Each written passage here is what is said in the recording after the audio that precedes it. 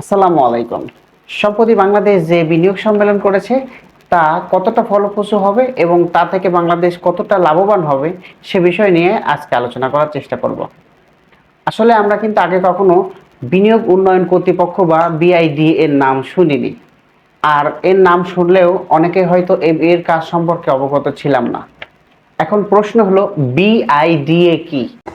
What is the BIDA?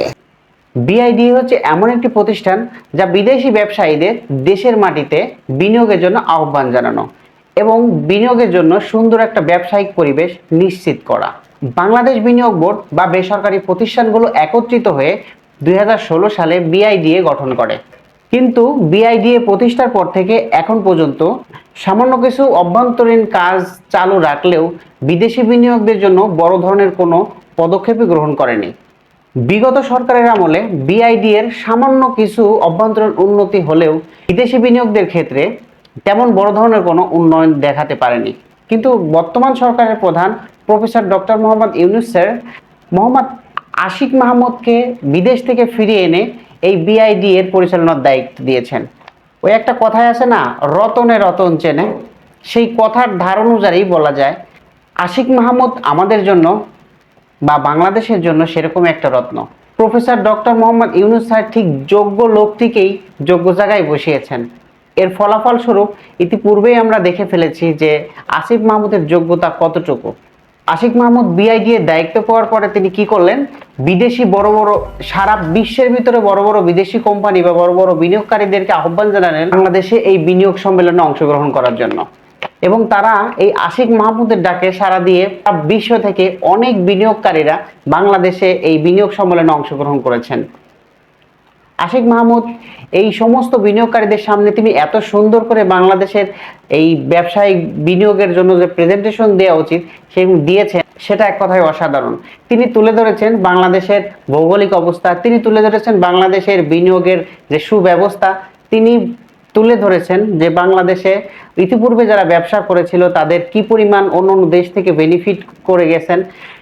এরকম ভাবে অনেক কিছু সুবিধা অসুবিধা যাবতীয় কিছু তিনি এই প্রেজেন্টেশনে তুলে ধরেছেন এবং বিনিয়োগকারীরা বিনিয়োগ করার জন্য আশা ব্যক্ত করেছেন। আসুন জেনে নেই এই বিনিয়োগ সম্মেলনটা যদি সত্যি সত্যি সফল হয়ে যায় তাহলে বাংলাদেশের মানুষদের জন্য কি কি লাভ থাকছে এবং বাংলাদেশের মানুষ কি কি বেনিফিট পাবে। প্রথমেই বলি, বিদেশে বিনিয়োগকারীরা যদি আমাদের দেশে বড় বড় কোম্পানি খোলে বা বড় বড় প্রতিষ্ঠান করে তাহলে আমাদের দেশের অনেক বেকার ছেলেপেলের চাকরির ব্যবস্থা হবে, আমাদের দেশে হিউজ পরিমাণে কর্মসংস্থানের ব্যবস্থা হবে। তেমনি যে পণ্যগুলো আমরা বিদেশ থেকে আমদানি করি বা বাইরে থেকে কিনে নিয়ে আসি, যেমন প্রাইভেট কার, হোন্ডা, মোবাইল এবং বড় বড় মেশিনপত্র যে বাইরে থেকে কিনে নিয়ে আসি, এগুলো বাইরে থেকে কিনে আনা যে কেয়ারিং খরচটা এগুলো আমাদের বেঁচে যাবে এবং অনেক কম দামে আমরা বাংলাদেশ থেকেই সেই পণ্যটি হাতে পাবো।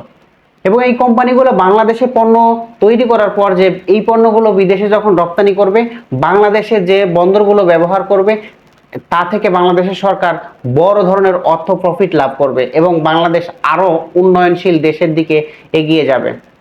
এরকম বড় বড় প্রতিষ্ঠান একবার তৈরি হয়ে গেলে আমাদের দেশের রাস্তাঘাট উন্নয়ন সারা বিশ্বব্যাপী ছড়িয়ে পড়বে। আমাদের দেশের ডলার কম যে অর্থনৈতিক সংকট এটা আস্তে আস্তে দূর হয়ে যাবে। পরিশেষে বলা যায় ডক্টর মোহাম্মদ ইউনূস স্যার বা এই অন্তর্বর্তীকালীন সরকার যে বিনিয়োগ সম্মেলনের আয়োজন করেছে এটি যদি আসলেই ফলপ্রসূ হয় আমাদের জন্য একটা খুশির খবর এবং আমরা এ থেকে অনেক বেনিফিট পাবো। আমরা চাই ডক্টর মোহাম্মদ ইউনূস স্যারকে আমরা প্রাণ ভরে দোয়া করি ডক্টর মোহাম্মদ ইউনূস স্যারের জন্য। তার সে যে কাজগুলো করছে সে দেশের ভালোবাসার জন্য, দেশের মানুষের জন্য যে কাজগুলো করছে সহযোগিতা করে যাব।